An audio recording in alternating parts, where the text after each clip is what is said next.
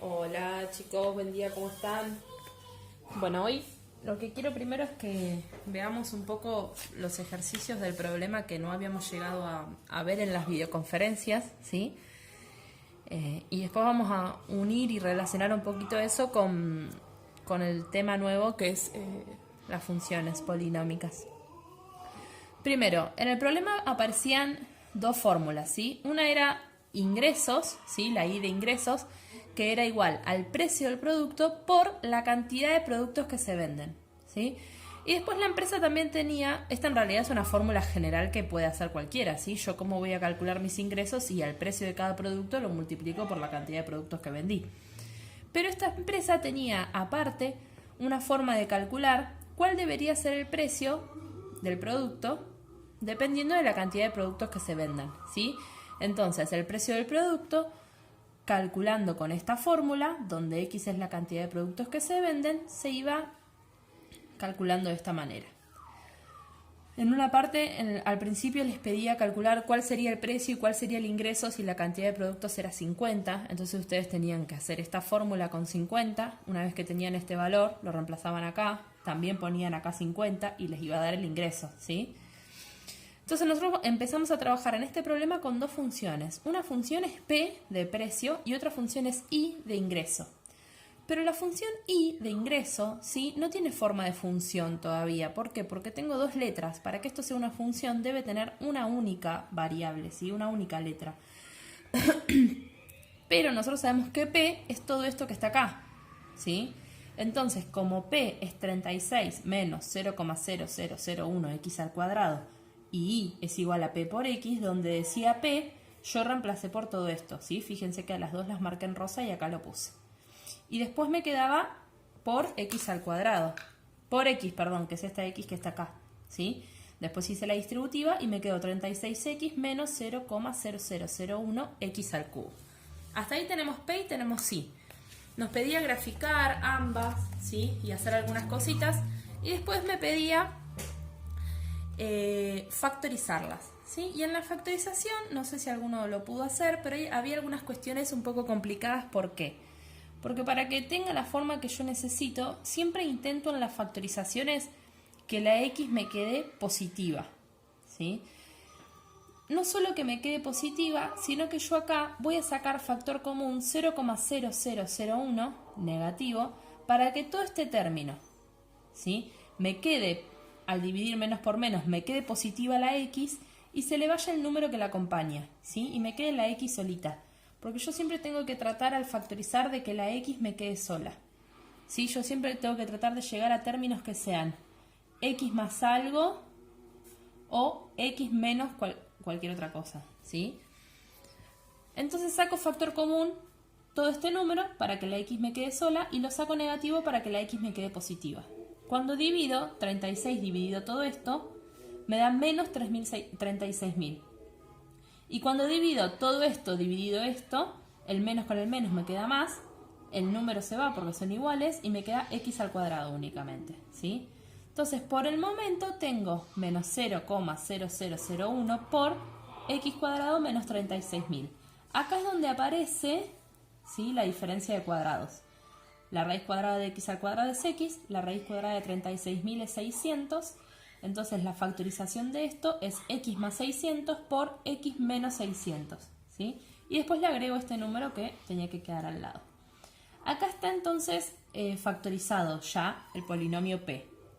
Si ustedes miraban el gráfico, el 600 aparecía en las raíces, que eso es lo que les preguntaba si encontraban alguna relación entre el gráfico y las raíces. Esto es porque cuando yo a un polinomio lo tengo escrito de forma factorizada, las raíces se observan a simple vista, ¿sí?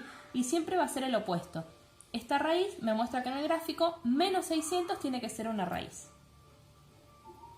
Y esta me muestra que en el gráfico el opuesto que 600 tiene que ser una raíz, ¿sí? Fíjense que en el gráfico aparecían esas dos raíces. Ahora vamos a I, ¿sí? En I tenemos lo mismo que teníamos en P, nada más que 36 tiene X y este término en vez de tener X cuadrado tiene X cubo. Entonces el número con el que yo saco factor común es el mismo, es menos 0,0001 para que este término quede positivo y para que la X quede sin ningún número al lado. Pero aparte le voy a agregar una x, porque ambos términos tienen x, ¿sí? Y la x de menor exponente es x a la 1. Entonces divido, cuando divido esto por esto, me queda menos 36.000. Y cuando divido x al cubo, todo esto con x al cubo dividido me queda x al cuadrado. Otra cosa, perdón, vuelvo para arriba, que yo no les aclaré acá. Fíjense que yo tenía menos 36.000 más x cuadrado y yo acá lo escribí al revés.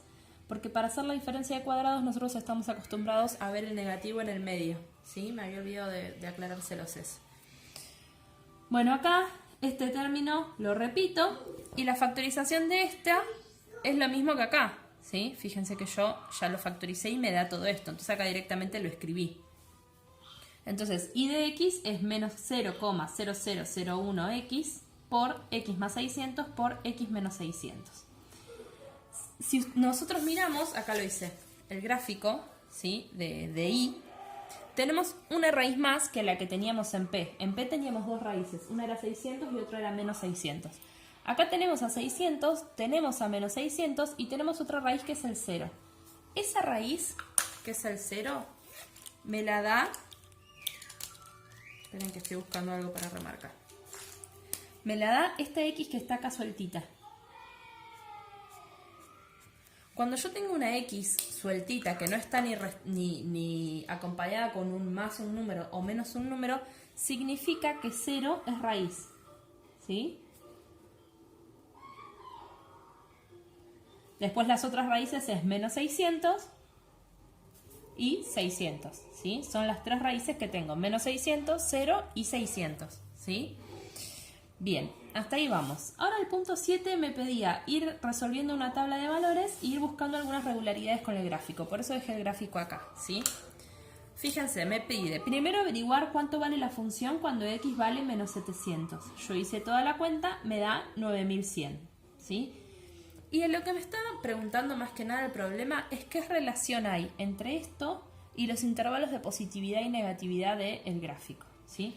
Fíjense que 9100 es un número positivo. ¿Qué quiere decir? Que cuando x vale menos 700, la gráfica tiene que estar del lado de los positivos, ¿sí? Y eso es algo que pasa, miren.